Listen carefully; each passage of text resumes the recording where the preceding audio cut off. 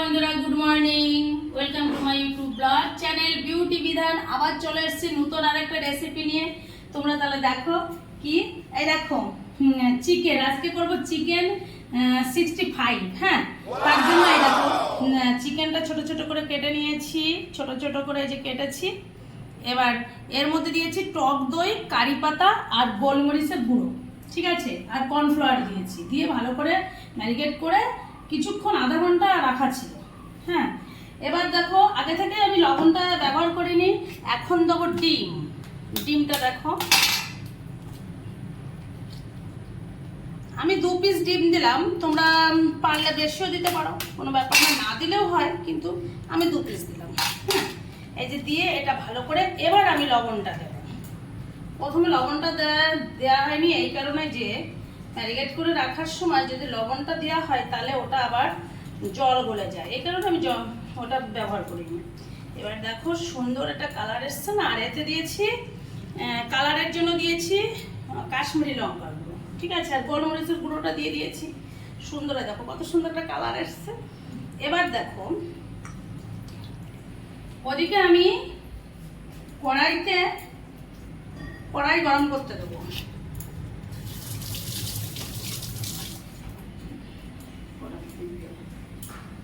এবার এদিকে আমি কড়াইতে তেলটা গরম করতে দেবো। বন্ধুরা দেখতে থাকো। আর এটা করার জন্য যেটা আমি এই সাদা তেলটা ব্যবহার করব, সাদা তেল না হলে ভালো হবে না, ঠিক আছে।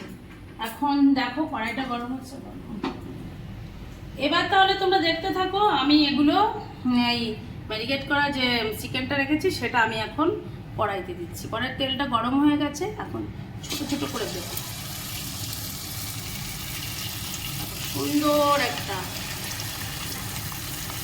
ভাজিটা সুন্দর হবে।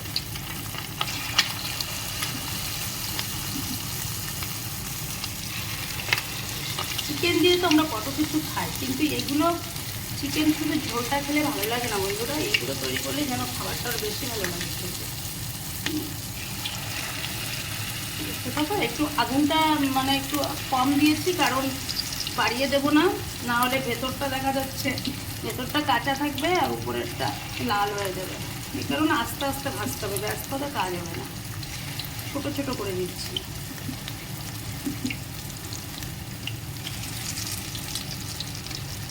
দেখো কত সুন্দর, বাবা।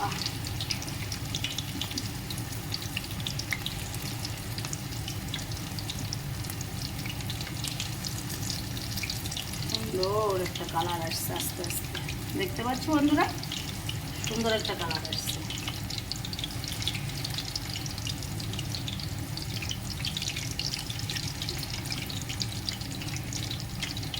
এবার আমি ওইগুলো একটুখানি নাড়িয়ে দেবো, ঠিক আছে।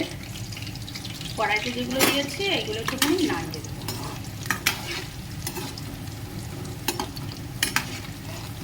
এগুলো কি করেছি, ওই চিকেনটা ছাড়িয়ে নিয়েছি, হাড়গুলো আলাদা করে রেখেছি। তোমরা ইচ্ছে করলে ওই হাড়গুলো দিয়েও করা যায়, ঠিক আছে, কিন্তু আমি এবার করলাম যে না, শুধু মাংসটাই ছাড়িয়ে নিই। দেখো আমরা খেতে বসলে অনেকেই মাংসটা পছন্দ করি না, সলিড মাংসটা কি করি, ফেলে দিই, অনেকেই ফেলে দিই। বাচ্চারা খায় কিন্তু আমরা ফেলে দিই, বড়রা না ফেলে দিয়ে যদি এই সমস্ত রেসিপি তৈরি করা হয় তাহলে খেতে তো খুব ভালো লাগে। আর বন্ধুরা জানো তো, এই যে কারি পাতাটা দিয়েছি না এর মধ্যে, এটা আমার বাড়িতে গাছ আছে, অনেক বড় গাছ, আমি লাগিয়েছিলাম। কারি পাতাটা তো এমনি খেতে ভালো লাগে। আর যে গোলমরিচটা দিয়েছি, গোলমরিচটা তো আমি খুবই ভালো খাই। দেখতে পাচ্ছ, দেখো কত সুন্দর একটা কালার আসছে। এইভাবে আমি এগুলো সব ভেজে নেব, ঠিক আছে। এবার এগুলো ভাজি হয়ে গেল বন্ধুরা। দেখো এগুলো এই যে এক এক করে নামিয়ে রাখলাম। এবার হয়ে গেছে টোটালটা ভাজি, এই যে দেখতে পাচ্ছ, এই যে ভাজিটা হয়ে গেছে অনেক। এবার অনেকটা তেল তো, কিছুটা তেল, এতটা তেল লাগবে না, তার জন্য কিছুটা তেল রেখে দিলাম। এবার দেখো কি করছি, এবার দেখতে থাকো। এবার দেখো গরম তেলের মধ্যে এক এক করে এই যে পেঁয়াজটা দিয়ে দিলাম। রসুন কুচানো দিলাম, আর হচ্ছে কাঁচা লঙ্কা কুচানো দিলাম, দিয়ে দিলাম। এবার এর মধ্যে কারি পাতা, যে কারি পাতাটা আমি কুচিয়ে রেখেছিলাম সেটাও দিয়ে দিলাম, কিছুটা দিলাম, বেশি না। দিয়ে এবার এটা ভালো করে ফ্রাই করব।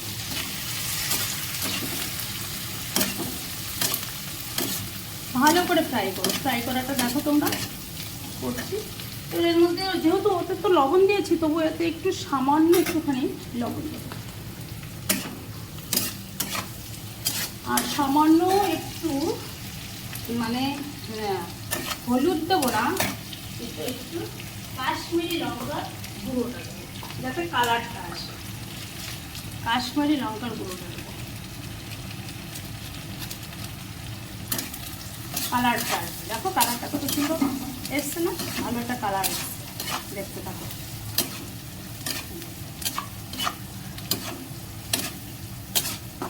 প্রথমে তো ওটা ডুবো তেলে ভেজেই নিয়েছি, এবার এইভাবে দেখতে থাকো ভাজিটা।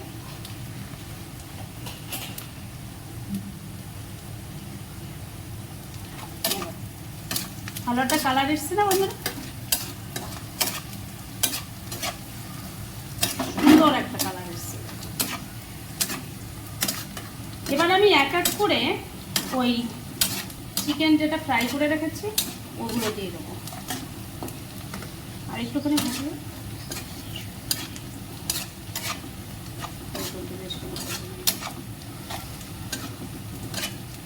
দেখতে পাচ্ছ? এবার এক এক করে এগুলো দিয়ে দিলাম, ব্যাস পুরোটা দিয়ে দিলাম, দিয়ে এবার একটুখানি নাড়তে থাকবো।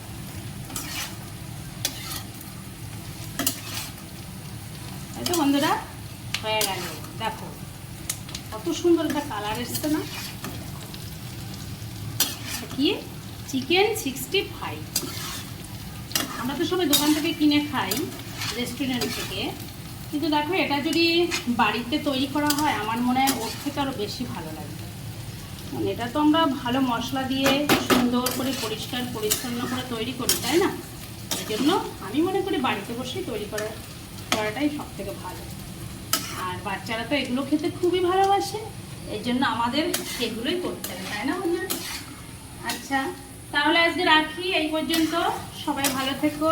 আর একটু দেখে নাও, এই দেখো কালারটা কত সুন্দর, অনেকটা করেছি দেখতে পাচ্ছ, এই দেখো।